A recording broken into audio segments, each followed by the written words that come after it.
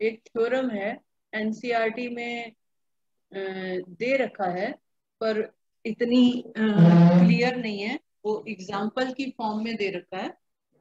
तो मैं तुमको एज थ्योरम लिखवा देती हूँ, तुम उसको याद कर लेना, और कहीं भी अगर शॉर्ट क्वेश्चन आता है तो तुम उसको यूज भी कर पाओगे। उसको तुम अपने पास नोट करके लिख लो। एनसीईआरटी में एग्जाम्पल्स में जो सॉल्व एग्जाम्पल्स दे रखे हैं वहां पे इसको डिस्कस किया हुआ है, पर थ्योरम की फॉर्म में, स्टेटमेंट की फॉर्म में उन्होंने क्लैरिटी नहीं दी है।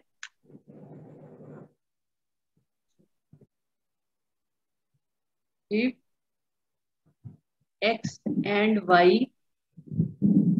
are two finite sets। Finite sets का मतलब समझते हो? फाइनाइट जो, हाँ, जो लिमिटेड होते हैं, हम्म, जो इन्फिनिटी नहीं होते ना, जो लिमिटेड होते जिसमें नंबर ऑफ एलिमेंट्स काउंटेबल होते हैं, हैं। ठीक हाँ, है, मतलब जो काउंट कर सकते सच दैट, ये नोटेशन समझते हो? अगर मैं लिखूं n ऑफ x, इसका मतलब n ऑफ अ सेट मतलब क्या होता है? हैं। एन ऑफ सेट और नेचुरल नंबर ऑफ सेट। न, n ऑफ x, x तो कोई भी सेट है ना, हाँ हाँ, n ऑफ x का मतलब होता है number of elements number of. In x, हम्म ठीक है। हम्म if x and y are two finite sets such that n of x equal to n of y, ठीक है, या मैं वर्डिंग्स में लिख देती हूँ, such that number of, such that they have equal number of elements, such that they have equal. equal number of elements, इसे याद करना तुम्हें आसान हो जाएगा, such that they have equal number of elements, then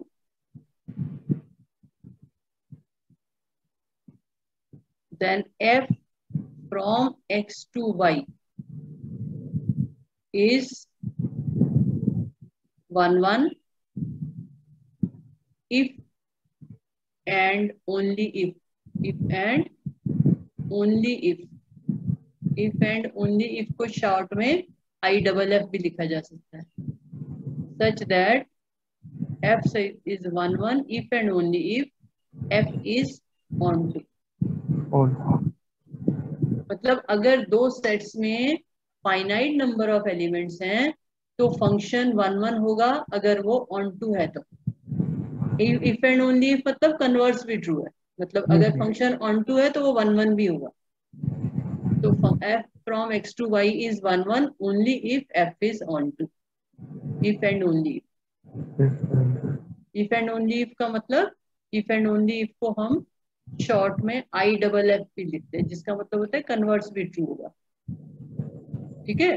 हम्म तो कहीं IFF लिखा हो तो भी वही मतलब है, और ऐसे लिखा हो तो भी वही। तो ये थ्योरम में ये है कि कभी भी तुम्हें दो सेट्स, लेकिन वो फाइनाइट होने चाहिए, ठीक है। फाइन। अब जैसे नेचुरल नंबर आ जाए, क्या नेचुरल नंबर फाइनाइट है? नहीं। नहीं, तो हम वहां पे नहीं लगा सकते इसको, ठीक है।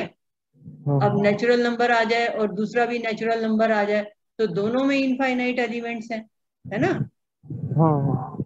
लेकिन वो इक्वल नंबर ऑफ एलिमेंट्स नहीं कहलाएगा। समझ में आया? इक्वल नंबर ऑफ एलिमेंट्स की बात कब होती है? जब वो फाइनाइट सेट्स हैं। नंबर ऑफ एलिमेंट जब हम काउंट ही नहीं कर सकते तो इक्वल और नॉट इक्वल की बात नहीं करनी है।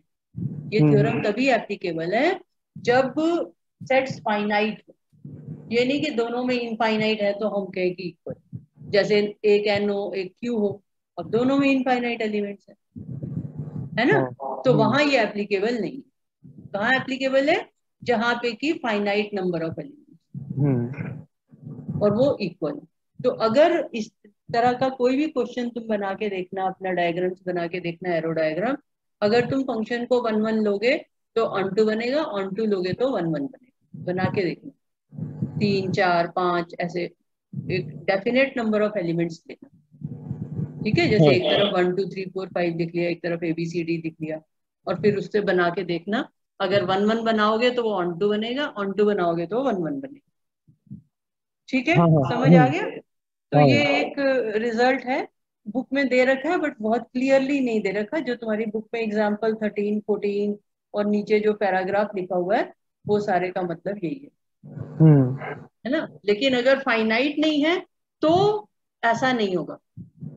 जैसे मैं डिफाइन करूं एफ सच दैट एन से लेके क्यू, अब ये तो हाँ फाइनाइट नहीं है। नहीं और हाँ यहाँ पर मैं डिफाइन करूं एफ एक्स इक्वल टू मान लो एक्स, तो अब क्या ये फंक्शन 1 1 होगा?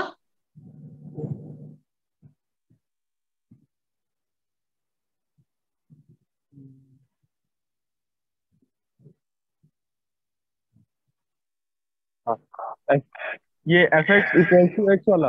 हाँ हाँ ये तो होगा ना, ये तो वो है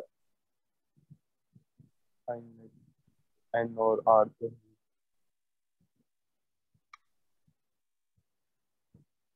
हाँ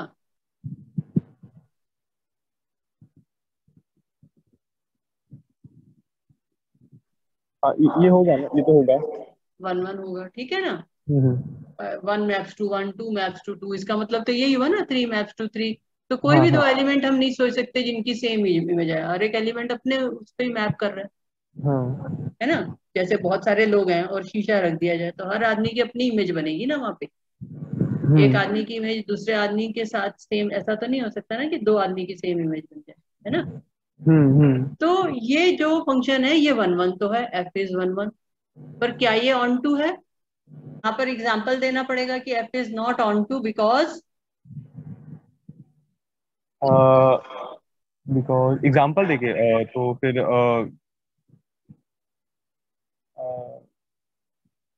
-1 0 या फिर 0 हाँ तो का। क्या लिखोगे? F is not onto because,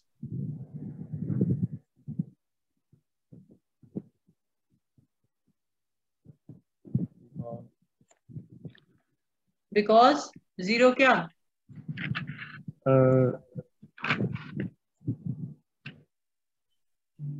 जो 0 है वो zero belongs to Q and, नहीं, 0 belongs to Q but not to, मतलब वो एन से नहीं होता ना, एन में नहीं है, लेकिन क्यू में तो है, एन में। एन में नहीं है, पर लिखेंगे क्या? Hmm, and it has no, तो, जीरो की क्या नहीं है? प्रीमिस। हाँ, इट हैज हाँ नो प्रीमिस जी। Pre image in domain domain domain हाँ एन। हाँ। ठीक है, हम्म, तो ये लैंग्वेज लिख याद करनी पड़ेगी ना तुम्हें हाँ हाँ। कि इसकी प्री इमेज नहीं है इसलिए ये ऑन टू नहीं है। और अगर तुमसे पूछा जाए इस फंक्शन का रेंज क्या है, रेंज एफ क्या होगा? का रेंज एफ होगा अगर एक्स एक्स पर मैप कर रहा है तो रेंज एफ क्या होगा? एक्स। हम्म, एक्स। एक्स तो एलिमेंट है, रेंज तो सेट होता है। तो वो जो सारे हाँ एक्स हैं वो मिला के कौन सा सेट बनेगा? डोमेन में नेचुरल नंबर्स लो और उनकी इमेजेस देखो और फिर मुझे बताओ कि रेंज क्या बन रहा है। कोई नेचुरल नंबर। हाँ तो फिर रेंज ऑफ एफ क्या लिखेंगे? Natural number. ठीक है। हाँ थोड़ा सा तुम्हें बस ये बताना चाह रही थी मैं यहाँ पर कि function function has inverse has inverse only if it is both 1 1 and onto. ठीक है।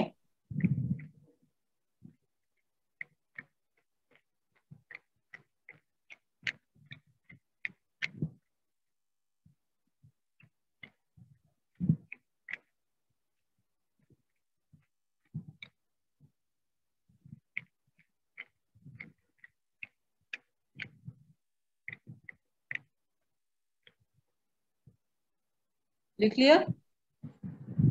एक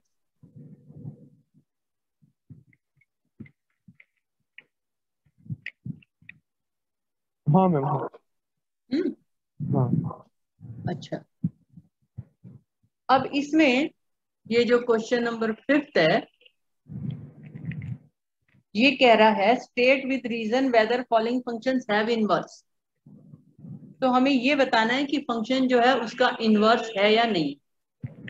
तो अगर function both one one and onto होगा तो उसका इनवर्स होगा, वरना उसका इनवर्स नहीं होगा। हाँ हाँ ठीक है। तो जब हम ये कोई भी फंक्शन ऐसे हमारे पास जब ये एरो डायग्राम दे रखा होता है इस तरह से, हाँ हाँ हम्म, हाँ हाँ ऊपर से लेके बना देते हैं। तो जैसे हमारे पास ये एक एरो डायग्राम होता है,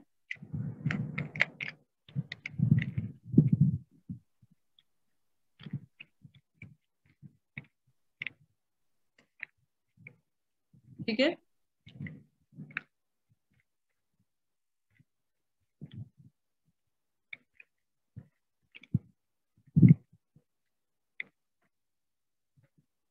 तो जैसे हमने यहाँ पर एक सेट ए ले लिया, एक बी ले लिया, ए से बी तक, यहाँ पर मैंने ये बना दिया 1 maps to a, 2 maps to b, 3 maps to c, 4 maps to c, 5 maps to c. ठीक है।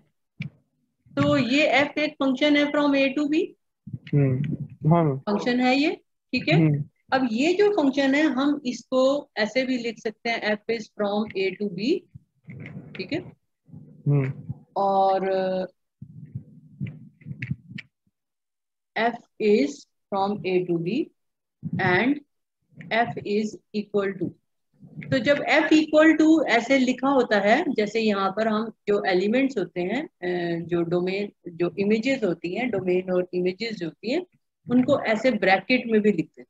जैसे ये तो मैंने यहाँ पर ऐसे डायग्राम बनाया, तो प्रिंटिंग स्पेस बचाने के लिए ये कंफर्टेबल तरीका है कि ऐसे लिख दो, मतलब डोमेन वाला एलिमेंट पहले और रेंज वाला एलिमेंट बाद। और एक ये बच गया 5 टू डी, ऐसे लिख सकते हैं ना। तो इसमें ये अंडरस्टूड है कि 1 की इमेज ए है, 2 की बी है, 3 की सी है, 4 की सी है, 5 की डी है। अब तुम्हें ये बताना है कि ये फंक्शन जो है इसका इनवर्स एग्जिस्ट करता है या नहीं करता। हाँ तो अब ये फंक्शन अगर 1 1 और ऑन टू होगा तो इनवर्स एग्जिस्ट करेगा, अगर नहीं होगा तो नहीं करेगा। तो अब क्या ये फंक्शन 1 1 ऑन टू है? 1 1 तो है, ऑन टू भी है। 1 1 है। 1 1 तो है ना नहीं, हाँ 1 1 तो है। 3 वन वन 4 के लिए हमें क्या चाहिए होता है? जो जो एलिमेंट होता है उनकी जो इमेज होती है वो एक होनी चाहिए, मतलब इंडिविजुअल इमेज, हैं? एलिमेंट्स की इंडिविजुअल इमेजेस होनी चाहिए। एलिमेंट्स की इंडिविजुअल इमेजेस होनी चाहिए, वो तो फंक्शन की कंडीशन है। एलिमेंट की हाँ इंडिविजुअल इमेज होनी चाहिए। 1 1 की क्या कंडीशन है? हाँ, हर एलिमेंट की मतलब अपनी यूनिक इमेज होनी चाहिए, वो तो फंक्शन की कंडीशन है। 1 1 की क्या कंडीशन है? तो मेन मतलब उनमें दोनों में मतलब जो उनका इमेज जो एक ही हो, मतलब मतलब ये ए और बी में जो भी मतलब एलिमेंट्स है ये दोनों एक दूसरे का मतलब एक इमेज, यहाँ पर F3 किसके इक्वल है F3 इक्वल्स टू सी, और F4 किसके इक्वल है? सी के। तो अब ये 1 1 हुआ? नहीं नहीं नहीं हुआ। नहीं हुआ ना। हाँ नहीं हुआ। तो जब भी ये यहाँ पे ऐसे तुम्हें ब्रैकेट में फंक्शन दे रखा है और ये सेकंड वाला एलिमेंट रिपीट कर जाता है, देखो ध्यान से, सी रिपीट कर रहा है यहाँ पे, हाँ। तो ये ऐसे जब भी सेकंड एलिमेंट रिपीट कर जाएगा इसका मतलब वो 1 1 नहीं है, hmm. f is not 1 1 because f3 equal to f4। समझ में आया? हाँ मैम। तो अब ऐसे तुम्हें फंक्शन अगर दे रखे होंगे तो तुम्हें 1 1 ऑन टू, तो ये यहाँ पर आ जाएगा, therefore f inverse doesn't exist.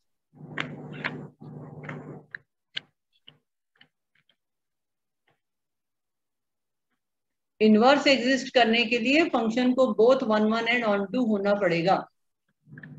हाँ हाँ। ठीक है, अब मैं एक और फंक्शन लिखती हूँ, जी जी, वहीं से ले लेते हैं अभी, फ्रॉम ए टू बी, और मैं लिखती हूँ g equal to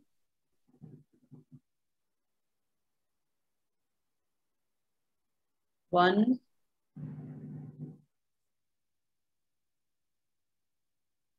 a 2 b 3 c 4 d 5 a. अब ये 1 1 है,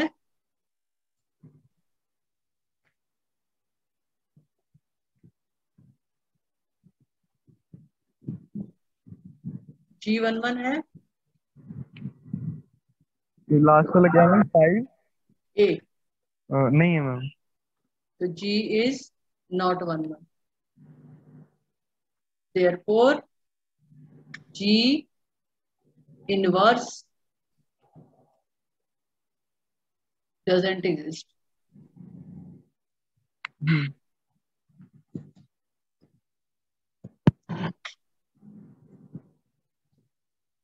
जी इनवर्स डजंट एग्जिस्ट मतलब जी इज नॉट इनवर्टिबल। ठीक है, हाँ। G is not invertible. अगर फंक्शन का इनवर्स एग्जिस्ट करता है तो उसको हम कहते हैं इनवर्टिबल फंक्शन, और अगर फंक्शन का इनवर्स एग्जिस्ट नहीं करता तो उसको कहते हैं नॉट इनवर्टिबल।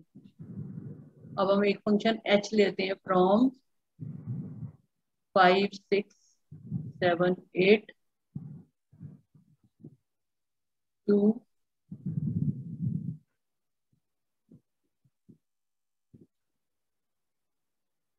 7 3 4 5,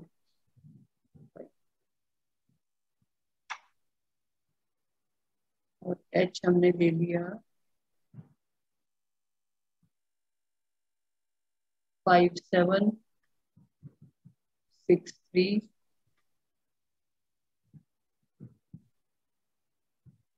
7 5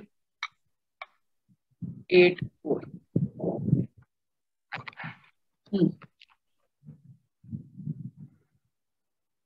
अब बताओ, इज h इनवर्टिबल?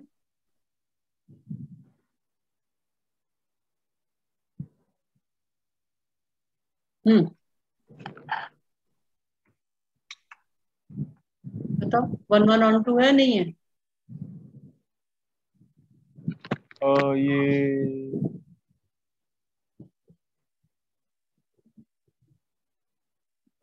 नहीं, ये नहीं है, मतलब ये है, ये ऑन टू है। नहीं, 1 1 है, 1 1 है। 1 1 है, अब ऑन 1 टू है या नहीं?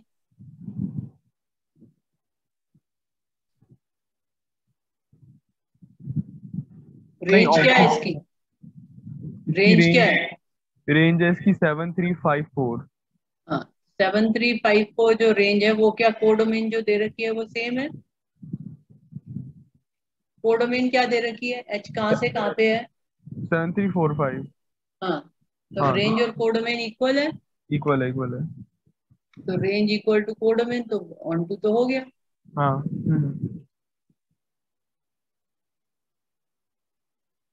1 1 भी है, सेकंड एलिमेंट रिपीट नहीं हो रहा, हाँ हाँ।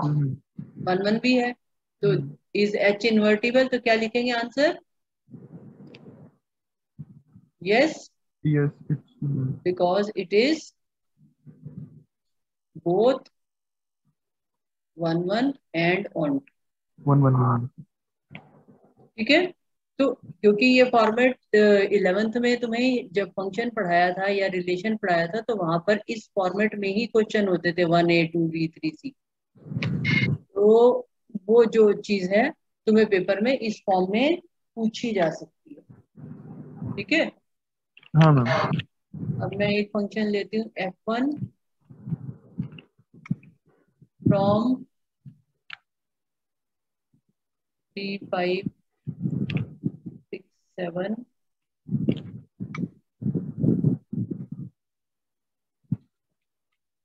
A B C D F1 equal to BA 5B 6C 7E। अब बताओ, इज F1 इन्वर्टिबल? ये वो नहीं है, ये 1 1 नहीं है, और ये क्या ऑन कह टू रहे भी हो? नहीं है, 1 1 क्या भी नहीं नहीं है? है, 1 1 नहीं है, ऑन टू भी नहीं है। 1 1 क्यों नहीं है? क्योंकि सी का भी 6 है, 7 का भी 6 का भी सी है, 7 का भी सी है। सी नहीं है, ये ई लिखा है मैंने। हम्म, फिर 1 1 तो है लेकिन ऑन टू नहीं है। F1 is not onto, क्यों ऑन टू नहीं है? क्योंकि उसमें डी डी नहीं हुआ, मतलब ये इक्वल नहीं है रेंज और वो। Because D has, no premise. हाँ, लैंग्वेज याद हो रही है ना धीरे धीरे, तो जब भी हाँ, आंसर करोगे इसी तरह से आंसर करोगे। Because D has no preimage, no preimage. तो F1 is not onto, therefore F1 is not invertible. Not.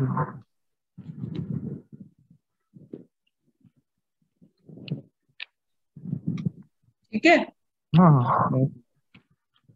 तो इस तरह से क्वेश्चन कुछ भी बन के तुम्हारे सामने रखा जा सकता है, तो तुम्हें उसमें जो है आंसर करना आना चाहिए। मान लो F2 तुम्हें फंक्शन दे रखा है,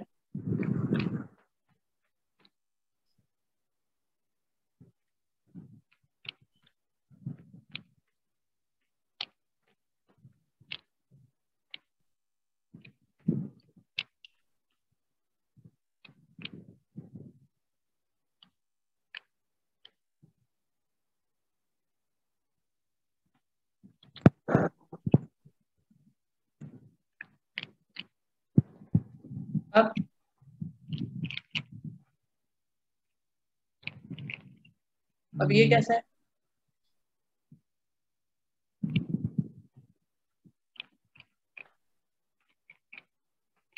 हम्म,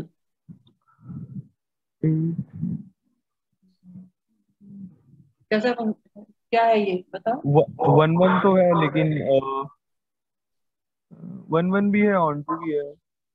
1 1 भी है, ऑन टू भी है, तो इसमें कोई चीज मिसिंग लग रही है तुम्हें?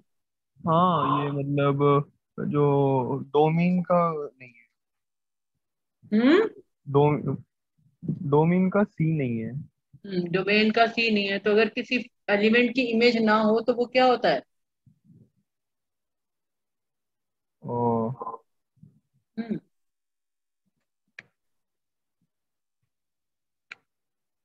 हम्म, C belongs to domain has no image, has no. तो ये क्या होते हैं? अगर किसी एलिमेंट की इमेज ना हो तो मैंने क्या बताया था, इसका मतलब क्या?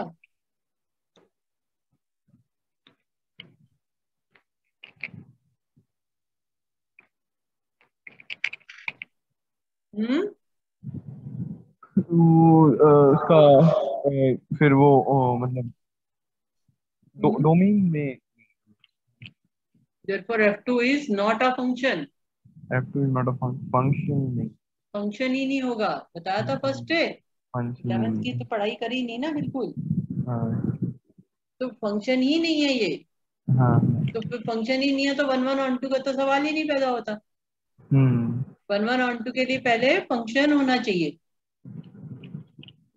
ठीक है, हम्म समझ में आया। हाँ तो मैम। ये भी ध्यान देना है कि फंक्शन नहीं है कि नहीं है, ये रिलेशन तो है लेकिन ये फंक्शन नहीं है। फंक्शन नहीं।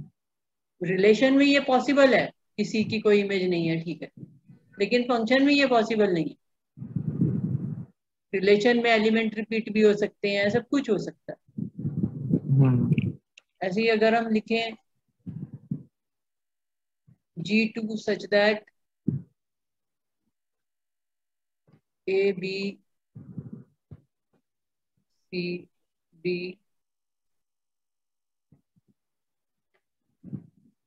4 5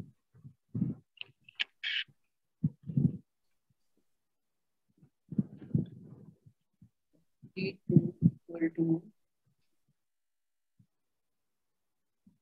A4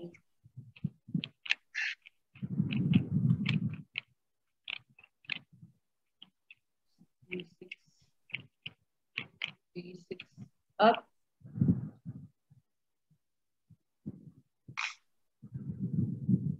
अब ये क्या है, ये वो नहीं है, ऑन टू नहीं है। क्यों ऑन टू नहीं है, किसकी प्री इमेज नहीं नहीं दिखाई नहीं दे रही नहीं तुम्हें। ये वन वन नहीं है, ऑन कह रहा हूँ, वन वन नहीं है। 1 1 क्यों नहीं है। क्योंकि सी और डी का सेम वो बन रहा है, मतलब जो ये सी बेस। और डी की सेम इमेज बन रही है ना। अच्छा हाँ चलो मैं इसको ऐसे कर दूं, यहाँ से डी को हटा ही देती हूँ, और मैं यहाँ पर मैंने कर दिया A4 P5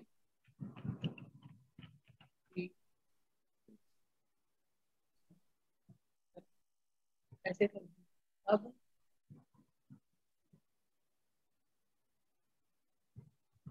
अब इस अब क्या हो गया, अब बताओ।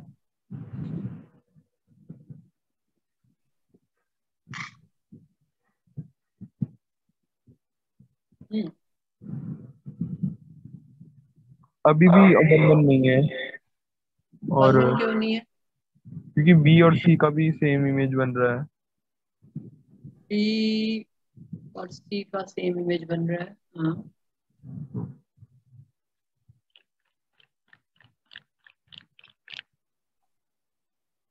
इसमें C6 और C5 आ रहा है, इसका क्या मतलब है।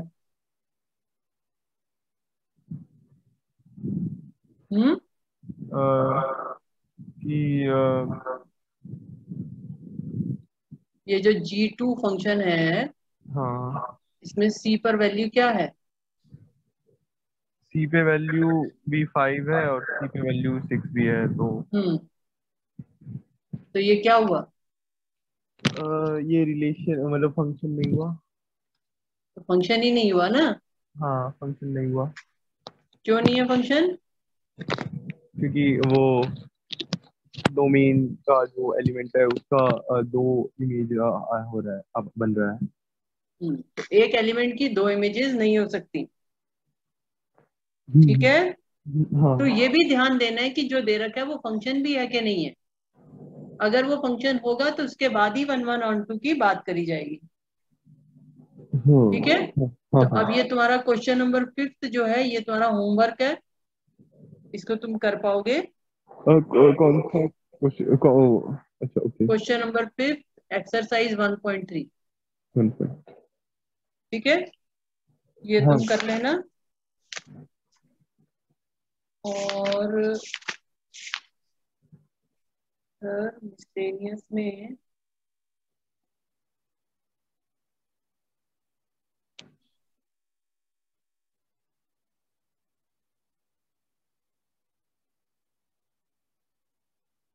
एक ये क्वेश्चन नंबर 10th जो है मिसलेनियस का,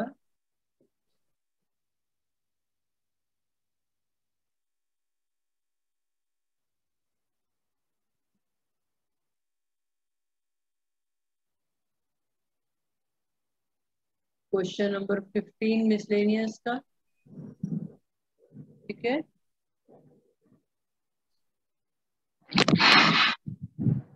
क्वेश्चन नंबर 16 है।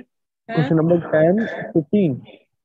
ये तुम्हारे कोर्स में है 10 15 और 16 17 जो है ये रिलेशन के हैं, तो ये तो जब रिलेशन करेंगे तब डिस्कस करेंगे, पर ये भी तुम्हारे कोर्स में है 16 17। हाँ। और कौन सा हो सकता है, क्वेश्चन नंबर 5। तो ये तुम्हारा जो होमवर्क में क्वेश्चन एक्सरसाइज 1.3 और क्वेश्चन नंबर, मतलब ये तुम मुझे करके भेजना, ठीक है। क्वेश्चन नंबर 5 मिसलेनियस, ठीक है। और हाँ। 4th अभी रहने देना, मैं बाद में करा दूंगी तुमको, तुम अपने आप नहीं समझ पाओगे।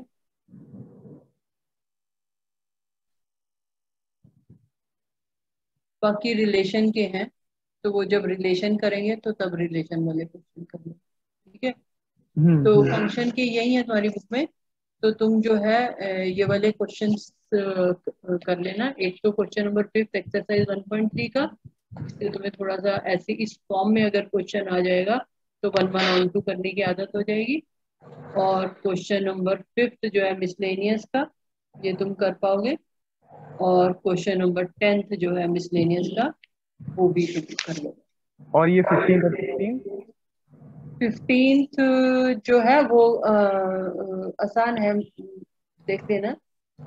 और 16th भी ना बेटा अभी वो रिलेशन का है, मतलब क्वेश्चन नंबर 16, क्योंकि मैंने तो अभी तुम्हें रिलेशन पढ़ाया नहीं है, अगर तुमने पढ़ा हुआ है तो कर सकते हो। 16 17 और क्वेश्चन नंबर 9 और क्वेश्चन नंबर 8, ये मिसलेनियस में ये जो है ये रिलेशन पर बेस्ड। हाँ हाँ। तो ये तुम ट्राई कर सकते हो questions.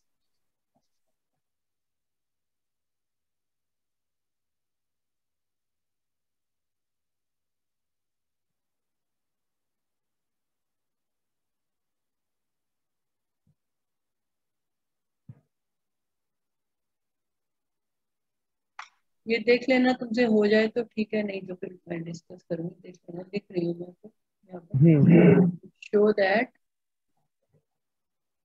f such that r to r defined by fx equal to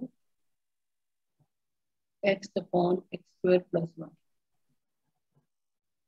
is neither 1 1 nor 1, ठीक है। तो ये तुम कर लेना, हाँ। ठीक है। तो इतना थोड़ा सा ये 1 1 ऑन 2 अपना और स्ट्रेंथन कर लो।